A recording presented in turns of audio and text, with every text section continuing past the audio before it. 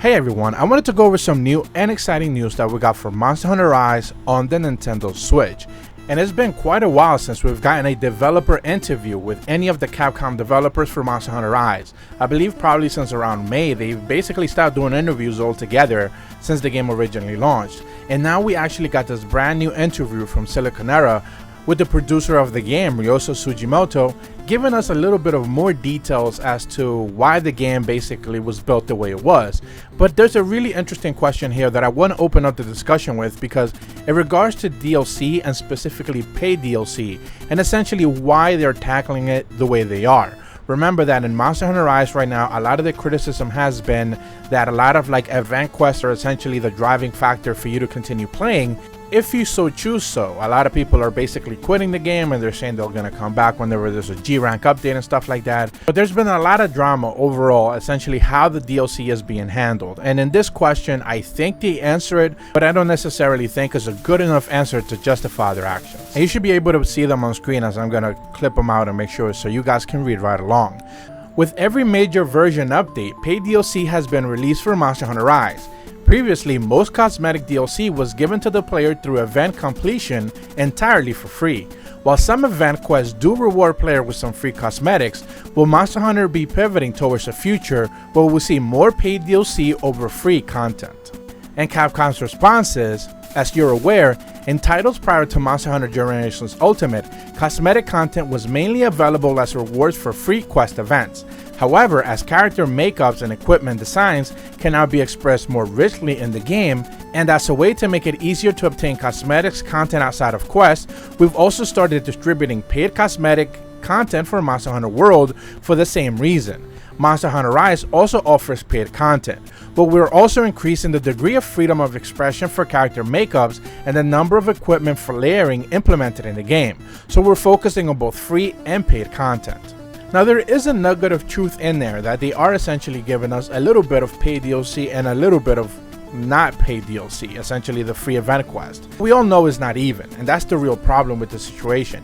Every single major DLC patch, even like the 0.11 that we got recently, 3.1, had a paid DLC set. Essentially every single one of those is like $20 to $30, where the stuff that we're getting for free on every event quest, which is essentially boils down to 4 quests per month, don't essentially all have layered armor or actual armor that is helpful to you in game. In fact, we haven't actually gotten any meaningful armor since Valstrax. So it's unless they're adding new monsters to the game, the actual makeup of your armor sets or anything like that, the meta itself is not being changed. Layer armor is being added. Again, I made a video just recently about the brand new layer glasses that are being added into the game, and people were very upset in the comments well, this isn't real armor. It's well, it's still layered armor. It counts as actual armor whether you like it or not. That's just the way they're presenting it, and that's the way I get to present it as. But the real situation is there's not actual new armor being added into the game with new abilities or even tweaked abilities or any new mixtures of abilities.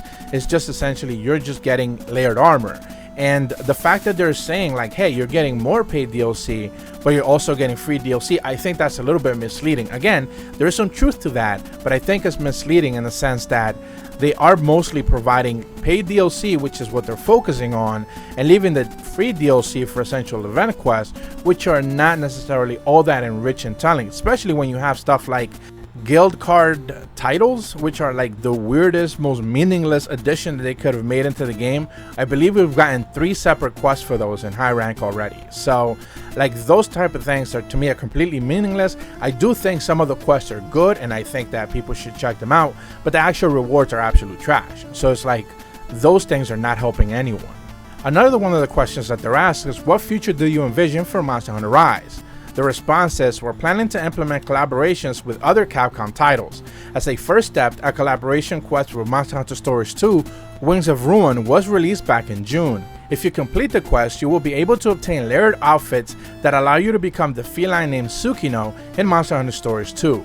More Capcom collaborations are planned for July and beyond, so stay tuned. Now, we know the next 2 months are essentially cross collaboration stuff that with Capcom, and they're going to be just promoting more of their IPs and things like that. But they don't actually tell you anything new regarding hey, this is our plan for future DLC or any new monsters or any new areas or anything like that.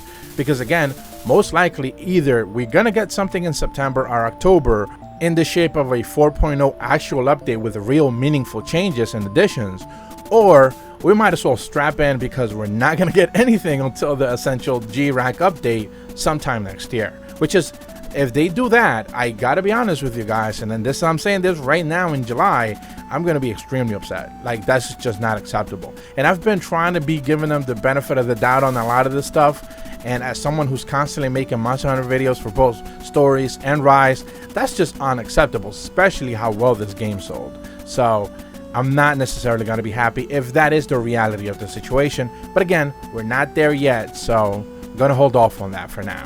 They do have two other somewhat interesting questions here. One of them about the Rampage mode, essentially asking, the Rampage mode brings in a new way for players to engage in hunts, throwing waves of monsters at players. How did the team work the balance of this new gameplay mode and not overwhelm the players? And the response is, since this is a new mode, we spent a lot of time adjusting the difficulty levels. There are many elements and that are different from the normal quest, such as different requirements for completing the quest, multiple large monsters coming at you at the same time, and different types of monster behaviors. There's also hunting equipment that can be used more easily and automatically controlled by NPCs in the village, so both players who have played the series in the past who are also new can enjoy it. And in that regard, I do think the Rampage has been a bit of a hit. In my opinion, I think it's been a hit, but a lot of people just kind of like dropped Rampage altogether, especially when they started adding in the Apex monsters as just a normal hunt. And this is probably what Capcom was fearful of originally, not making Apexes available right away as you typically would hunt them out in the field normally, because they wanted to give some focus to the Rampage and essentially have some people play it and check it out before they just outright dismissed it. And in that regard, I feel like they've not necessarily done good or justice to the Rampage. This is probably going to be one of those modes that doesn't necessarily come back in future entries of the game because of this very reason. A lot of people just felt forced to do it, and once they were not necessarily forced to do it anymore, they just completely stopped. I enjoyed it for the time that it was, but ultimately, again, I feel like most people were just dismissive out of the gate, and then when they were given the opportunity to never do it again, they just ditched it altogether. The last question that I do want to cover was, what was one of the most challenging aspects of designing the maps in Monster Hunter Rise? Is there a chance we will see new maps appear throughout the future version updates? And the response is, in a seamless field, you could enjoy highly flexible actions such as wall running and wirebug actions. So we've tried to make this an enjoyable way to move and explore for you to fully get to the monsters. However, not all areas are filled with three-dimensional objects or areas to traverse up and down, and it's also possible to quickly run around the field right in the Palamute, which we introduced in the game. So we took great care in adjusting the balance of these areas.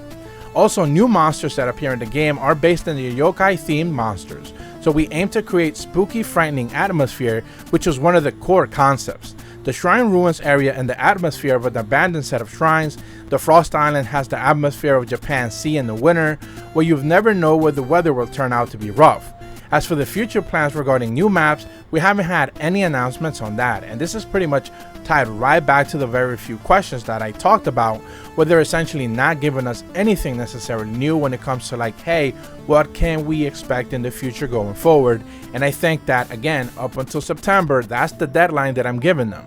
If we don't necessarily get any news, I'm not saying that like, hey, Shadow drop some new things by September. I'm not saying that.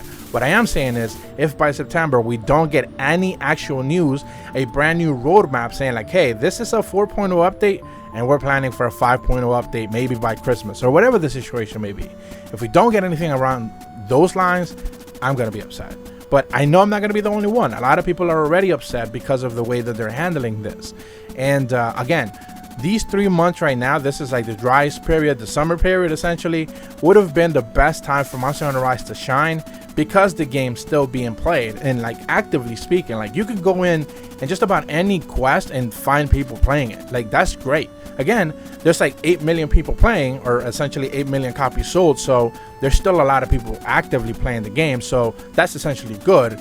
But that's gonna drop off little by little. Again, you can, like Monster Hunter World, if you try to start that game up right now and try to do stuff online, you can't because everyone dropped off already. Again, that game's like 3 to 4 years old, I believe now, like maybe longer.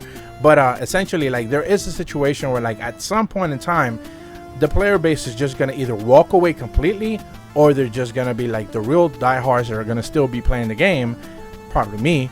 And like, you know, it's gonna be one of those situations where it's like, it's just sad what it essentially happened because they didn't support it in the right way. I hope that's not the case, but you know, signs for right now are not necessarily very trusting. Hopefully you guys found this informative. I do like doing the developer interview, mostly because we get to hear the developers' takes themselves. I don't have to sit here and tell you like, I think, they think. No, we actually have what they think on word directly from their lips, so we don't necessarily have to guess what they're actually saying. But this is gonna be it for this video. Thank you guys so much for watching. If you're brand new to my channel, be sure to leave a like and subscribe, hit the bell to receive notifications when the videos go up, and as always, thank you so much for watching. See ya.